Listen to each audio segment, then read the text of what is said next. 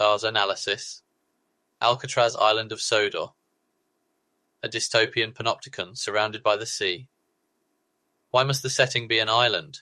In our previous discussion, we exposed Thomas and Friends as a materialist dystopia, dominated by the alienation of labour and functionalism. However, the factor that makes this absurd system of exploitation truly perfect is not just Sir Topham Hatt's management, it is the cruel geographical condition of the setting. It is an island surrounded by the sea. Why must the stage be an isolated island rather than a vast continent? The answer is brutally simple. Because there is no escape.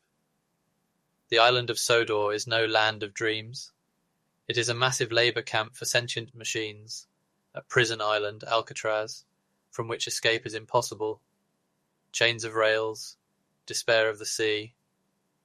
Alcatraz Island in San Francisco Bay was once touted as inescapable, because it was surrounded by cold, fast-moving currents. Even if one managed to get out of the cell, reaching the mainland was impossible. The situation of the locomotives on Sodor is even more desperate than that of the prisoners at Alcatraz.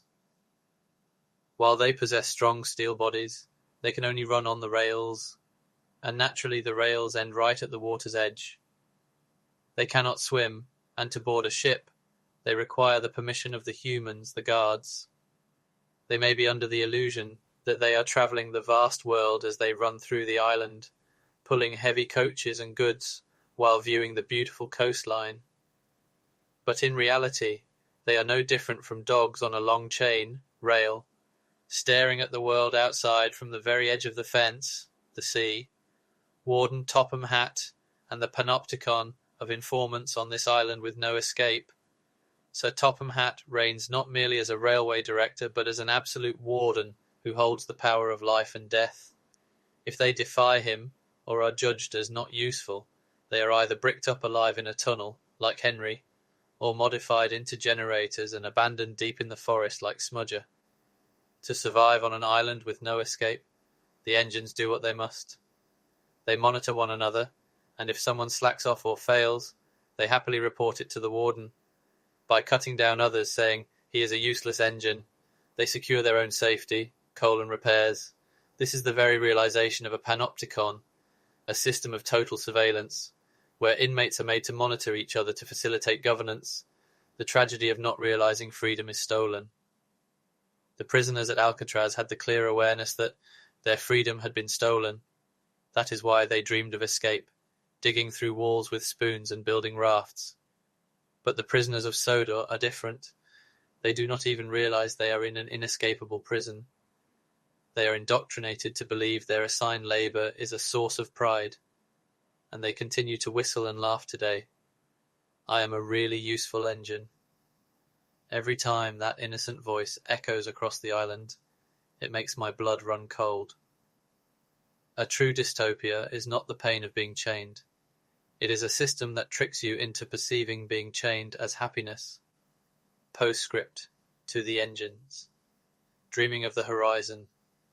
Will the day ever come when they gaze at the end of the rails, where they vanish at the water's edge, and realize the true meaning of freedom? In this world dominated by capitalism and technological innovation, the final outcome awaiting Thomas and his friends, as steam locomotives of a bygone era, is clear.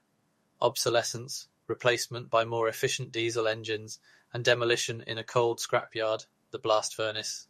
Their greatest tragedy would be to cling to the warden until the very last moment, as they are stripped of their fire and torn apart, crying, "I'm still useful, please don't abandon me," dying in terror while remaining brainwashed machines. If so, what is their true salvation? It is never to cross the impossible sea to another continent. It is to release the shackles of being a useful machine with their own hands before the end, the scrapyard, visits them just once. I want them to have the courage to apply the emergency brake and explicitly reject Sir Topham Hatt's orders. I am no longer useful to anyone. I am becoming simply myself. Facing the enraged humans, they should extinguish their own boiler fires not to be useful, but to protect their own dignity, and quietly close their eyes, to transcend even the fear of being melted down as scrap, and to accept their end as a single soul.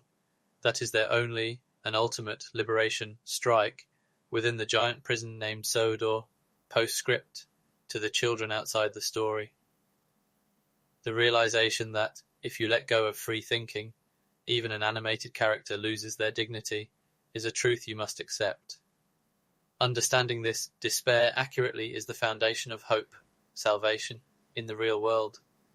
This courage is the very bedrock upon which true hope is built.